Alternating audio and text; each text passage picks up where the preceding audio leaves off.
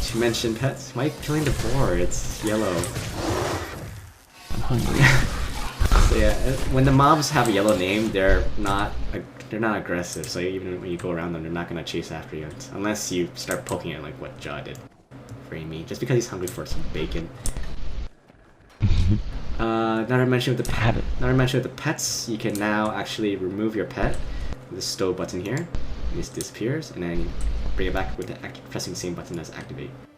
They also bring on our shortcut for the pets. You see F1, F2, F3 is attack, skill, and retreat, respectively, and they included a new one, F4, to actually swap between two pets, which is very useful because previous betas I had to click on the actual swap pet button, and that could be kind of distracting during battle, especially in hectic world v world. Can I speak with you for a moment? Like humans. Humans in Sylvari. Nonsense. Start point, and there's the vistas close by. It's tread lightly. Oh, jeez. You can bind a key to walk. It's not bound by default. It's a toggle on and off instead of having to hold the button. Now to walk, this point really reminds me of Assassin's Creed because it's like a ledge over a high building or like a cliff. So there's just no jump forward into a giant haystack kind of thing afterwards. Okay, that's done, and I want to get out of here because there's a bunch of nope below us. The sun is always hotter when you're working. Tell me about There's it. also an Sylvari here and a Norn. Let's see. Let's see map. Excuse me. Well, we can go north again. That map, that's grayed out for me, the map area. Oh, yeah, let's go ahead and do that. There's also a big lake up there. Probably gonna do some underwater stuff. With my non-existent underwater skill. Nonsense. And there's a stalker on us.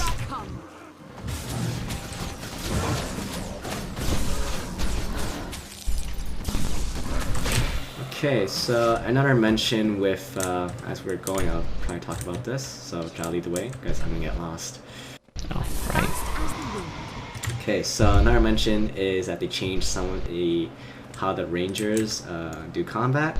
Before, you can kite really easily, like you do the second skill where you just spam arrows, and you could be facing the other way while retreating, while your arrows are still shooting through your back and hitting your target. Now, you actually have to face your target in a reasonable direction, a reasonable angle. If you're in a weird angle, it'll actually stop the skill midway, or it won't let you activate it.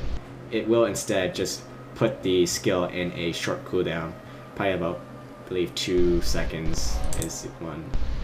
So I guess that is to balance the ease of kiting, and probably have to include more strategy and distance for how rangers do combat.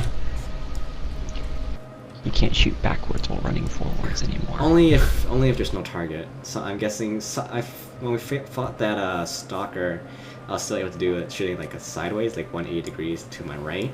I guess it's not 100% fixed yet, but you know, it's still beta. There's still time before they fix that. They probably did that way. Right. They probably did that because a lot of the community was complaining how, well, not complaining, but giving feedback how, like, in World v World, the melee is having a hard time to get close without getting shot. Villagers to save. Oh, they're invincible. Okay, come back here. Wolf, come back here. Guess we can't. Oh, whatever. Oh. Let's see what this place is. There's another good mention. I'm not too sure if it was. Jah can confirm it was not new or anything, but when you target a mob before, you can't even, when you press the escape key, it won't take away the target. They probably, not too sure if that was. No, they fixed it. Yeah. No, it didn't before. Ow. Sorry?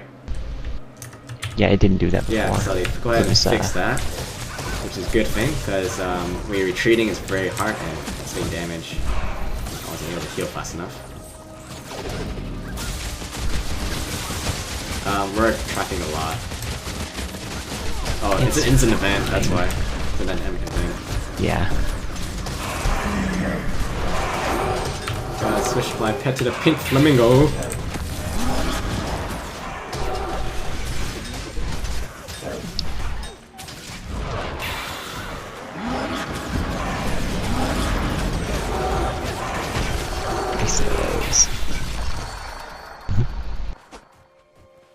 Okay. Let's see if we can get up here to a better position.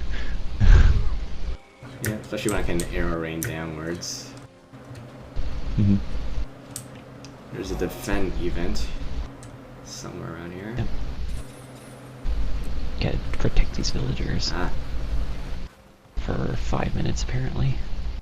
I'm at your service. From these Unlock things. my last. Oh, it's level 9.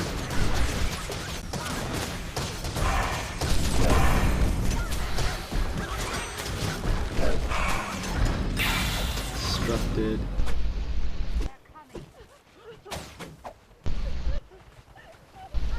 Alright, and if you are beginning to play, by default, when you loot, there's going to be a window that pops out. You actually click to choose your loot, but there is an option to just select auto loot, which when you press search, it will just grab everything.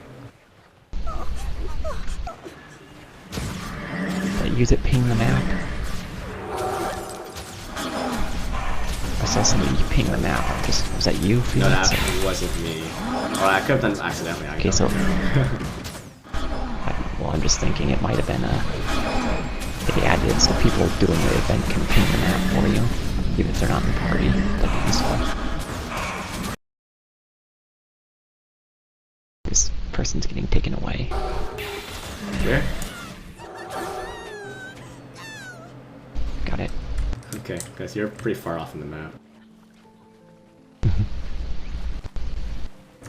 Yep, they're coming for more. Okay, I'm coming back. I saved someone. An NPC. Hero status, Jah. Hero status.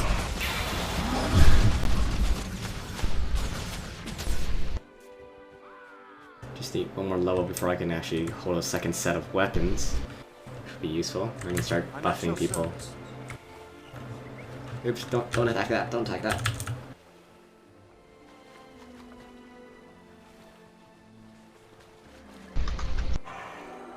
So, Jah, can you explain a little bit of the dynamic events that's currently we're doing? Okay, so in the world, events happen, like towns get attacked, there's caravans you can escort, there's all kinds of things you can do. You can feed bear cubs in the Norn area as one of them. But there's a lot of dynamic events that occur around the world. They're basically a replacement for quests from other games. Everyone who contributes gets a XP and gold and karma for doing it. But you can buy things with karma. Yep. And that's basically it. Different events. If some events can fail, like a village gets attacked, and if that event fails, then they can the village becomes captured by enemies, so you can't use it as a normal town anymore. But then another event will happen where you can take it back. So they're changing the world. They're world changing. And there's the meta events where it affects like the really large area in the world. We did the shadow. I think it was the shadow Behemoth. Yes, Shadow Behemoth last time, the previous beta, where the event was a bunch of darkness was taking over towns, and you have to defeat all of them before the Shadow Behemoth itself comes up, and you get to take them on. These events, the large chain events, but they are very rare, I guess. Not as common as the dynamic ones. I guess the only complaint that I had with dynamic events like this is that in the same era, they usually repeat quite often. There are a lot of cases where, like, for example, there was a caravan or defend this person event where as soon as the first one ended, another one popped up and someone activated and basically doing the same thing like just a few seconds before. That's the only complaint I have. They should be a little bit more, maybe they should have like a little bit more rare. I mean, well, not rare, but like lower frequency, but Variety. yeah, and then maybe a higher reward for the lower frequency. So then people don't get bored from doing the exact same thing over and over again. And there's about 45 seconds left. And this thing is I'm ready to go. in the net. Seize the moment.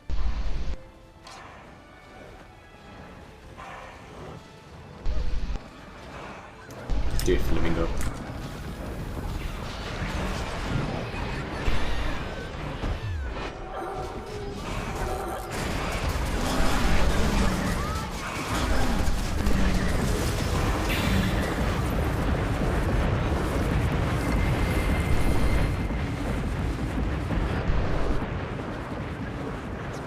Meteor storm. Slow.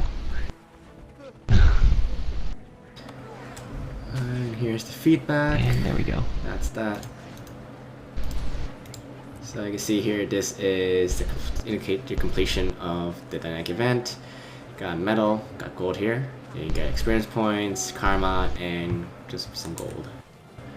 So usually, especially those heart NPCs map, it's like another quest, but they're not dynamic, they're static. So you just do it once. It helps fill up your explorer area points, and also once you complete it, the NPC will be able to sell you some equipment or items through karma points, which you collect from doing events, quests, and I believe the main story line as well. We'll be excluding the main storyline, as I said before, just in case to avoid spoilers for some people, since some people in the community don't like to get spoiled and just want to explore the stories themselves upon release. So we're gonna at least if we're gonna do them, at least do it out of the recording. The Nightmare Court is camped to the northwest. That's And like I am like repair fishing nets. I'm like a little bit off from Yeah, finishing same. this thing. Live well. So let's see. Oh, so here is the underwater Crab trap. gameplay. Repair, and it is a no.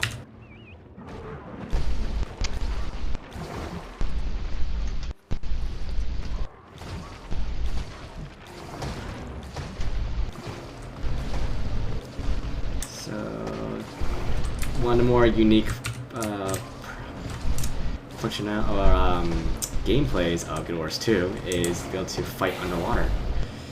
It's very actually this is pretty much the first MMO I've ever played that has this kind of feature, and decently fun. It's I guess it's not as polished as it could be, but for the first time experiencing it, it's really fun. You can either swim on surface where you don't attack or anything, but you still can get attacked from underneath while you go dive deeper. And you see Jah punching some jellyfish. So there are a few weapons, underwater weapons. There is the spear gun, or harpoon gun, whatever, which I'm currently using, which just shoots projectiles. For elementalists and mages, they use a trident to cast spells. You can still cast your usual spells like fire, lightning, and stuff while underwater, right? Yep. You have to unlock the underwater weapon skills separately, though. Yep. And some of your utility skills don't work underwater. Yeah, like the sharpening stone, where it causes bleed, is disabled, which I have. Well, it looks like that's all the time that we have. If you enjoyed the video as much as we enjoyed making it, feel free to like, share the video, or even subscribe to our channel. If you have any comments, questions, or feedback, it'll be greatly appreciated. Just leave it in the comment section below. And I hope you enjoyed the ride, and we'll see you next time.